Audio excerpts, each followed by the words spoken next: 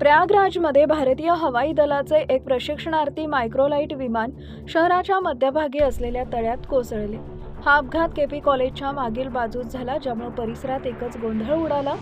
दिलासादायक बाब म्हणजे विमानातील दोन्ही वैमानिकांना सुरक्षितपणे बाहेर काढण्यात आलं आहे।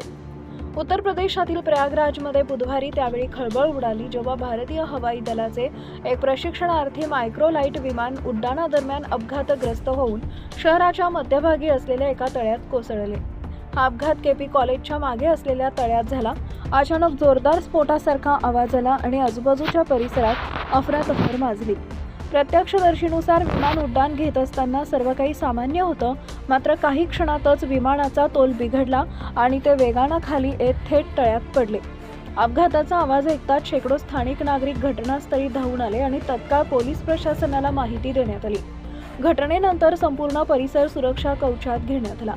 प्रत्यक्षदर्शी पद्मसिंह यांनी सांगितले, आम्ही शाळेच्या कॅम्पसमध्ये होतो तेव्हा रॉकेटसारखा आवाज आला। आवाज ऐकून आम्ही धावत गेलो तेव्हा काही लोक चिखलात अडकलेले दिसले। आम्ही तळ्यात उडी मारली आणि 3 जणांना बाहेर काढले। सध्या घटनास्थळी पोहोचलेल्या बचाव पथकाकडून विमान तळ्यातून बाहेर काढण्याचा प्रयत्न सुरू आहेत। हवाई दलाकडून मिळालेल्या प्राथमिक माहितीनुसार हे मायक्रोलाइट विमान नियमित प्रशिक्षण उड्डाणावर होते। विमानात 2 वैज्ञानिक होते, ज्यांना सुरक्षितपणे बाहेर काढण्यात आलं आहे। दोघांनाही कोणती गंभीर इजा झालेली नाही, त्यामुळे प्रशासन आणि हवाई दलानं सुटकेचा निश्वास सोडला आहे। घटनेची माहिती मिळताच स्थानिक प्रशासन, पोलीस आणि बचाव पथके घटनास्थळी दाखल झाले।